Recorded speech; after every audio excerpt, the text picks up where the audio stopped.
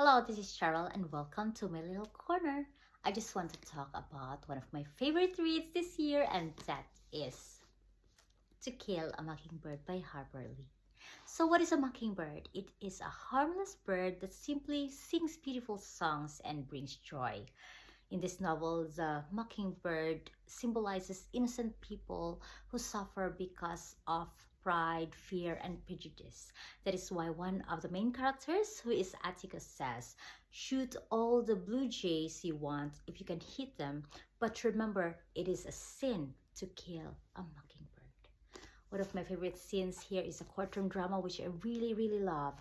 Overall, this book is really beautifully written, and it speaks about courage, standing up for what is right even though the odds are against you, growing up, and empathy. It is a powerful, thought-provoking classic, and it's 5 stars for me.